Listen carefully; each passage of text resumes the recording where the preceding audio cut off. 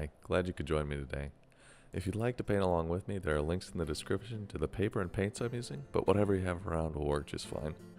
We're using acrylics on canvas paper today. As you can tell right off the bat, I'm not sketching out the composition for this painting. I started off painting using oil paints, and then I switched to acrylic. Once it got to be wintertime, it gets really cold where I am. And acrylics are a lot less messy than oil paints, and it was really difficult to do oil paintings in the winter because I like to do them outside because they can be so messy. It can be pretty unpopular in the place you are with the splattering paint and the mess you make with those oil paints. They're really hard to get out of stuff. But then I had to learn how to paint using acrylics, and the technique that I learned using oil paints just was not working. I used a linseed oil, and then I would put the oil paint over that to blend right on the page. And I tried that with acrylics, and it just didn't work. And I tried using water to do the similar thing, and it just didn't work.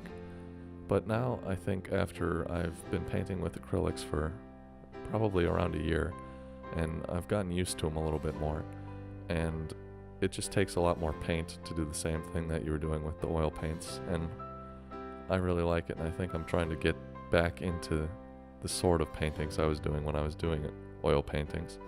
I think I was doing a higher caliber of painting then, and I want to get back to that.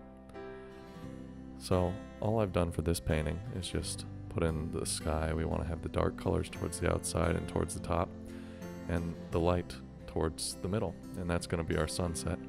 This is going to be a nice little sunset painting, some nice little mountains, some trees.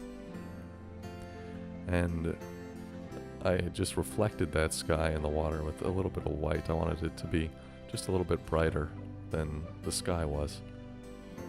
And I think it turned out pretty nice. Now we're just figuring out where our mountains go. And I think we're going to have some nice mountains in this painting today. I always have lots of fun with the mountains. And this is kind of the technique I came up for with painting mountains in acrylics. So I just kind of find the shape and form of the mountains I want to have in the base color for the mountains, and then I go over the top, already kind of knowing how I want them to be, but I can change them if I want to still. And we're just putting that light color where we think that sun is going to zing right on through, leaving some dark spots where we want there to be the indication of a shadow, or maybe there's a rock there that's catching some of the light and then it's leaving a shadow behind on some of the others, and we're leaving that on that mountain over on the left side. Just going to go back and darken that up later. Now, the less peaks you have in your mountain, the easier it's going to be to start off with. So I only have 3 in this painting, and it's good to keep that number pretty low when you're starting off just trying to figure out how your mountains go. Otherwise it can be a little bit overwhelming.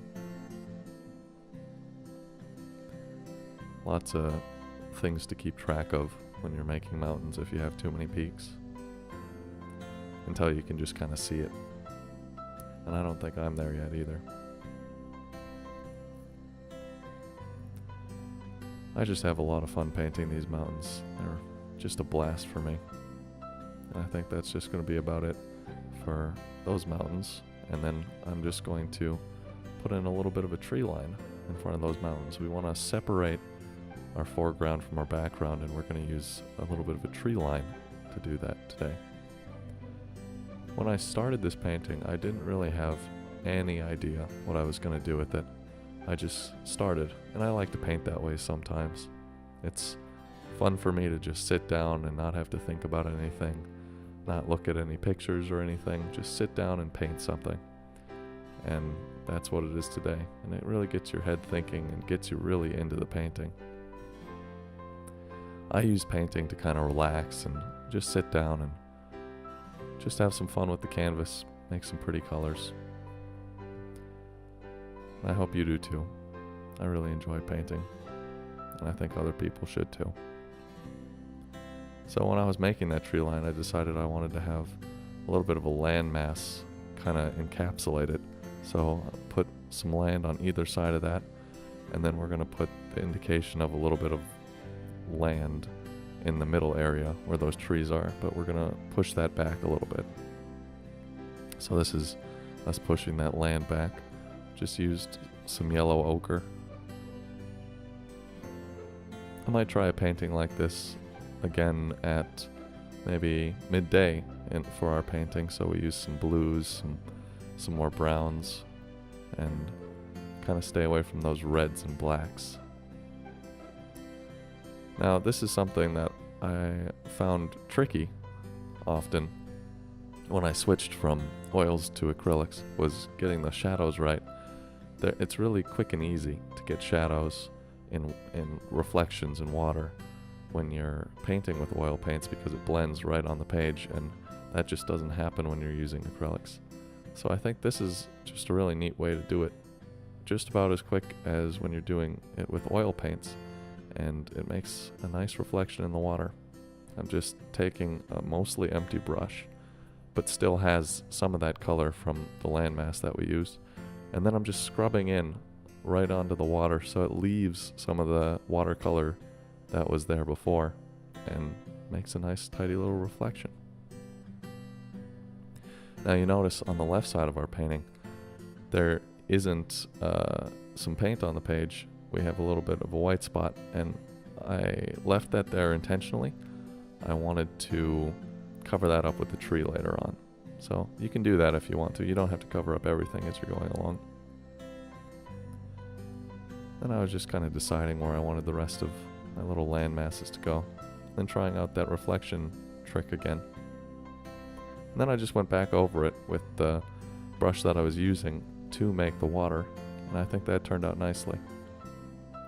Makes it look like it's really part of the water. Now this is a good step one to your land. You want to have a base layer down. Now that's going to help for some shadows when you add in what you want to be on top of that, which in this case is a nice yellow ochre grass color. When you put down that base layer, it really does help with shadows and forming your land when you add the grass color on top of it, or whatever you add on top. You always put a light color on a dark color, and it makes it look really nice. Now, I'm doing this in layers, and that's important because you want to have the indication of depth at every stage of your painting, no matter how close or how far. So all I'm doing here is I'm dipping my bristles into the paint, and then I'm rubbing most of it off, and then I'm just pushing the bristles right into the page.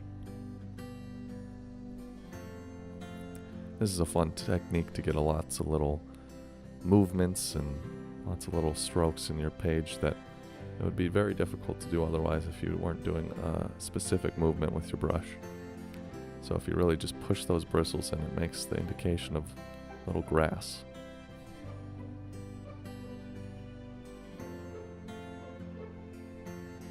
And we'll just finish up that last little section in the middle, putting in the grass, and then I think we'll put in some fun little trees.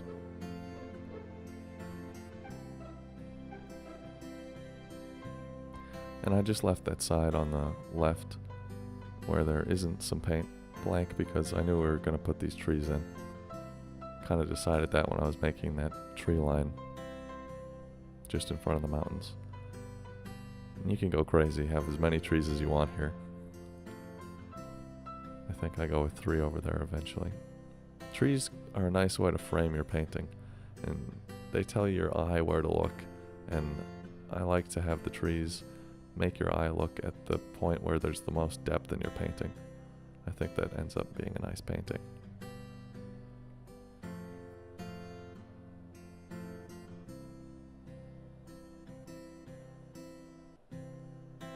There's our third little tree on the left side. And then I just decided these are going to be some pine trees, so we'll put in a little bit of green with this brush and just kind of scatter in some little leaves there. Not all pine trees go all the way down to the ground, so that's what we're going to have happen today in this painting.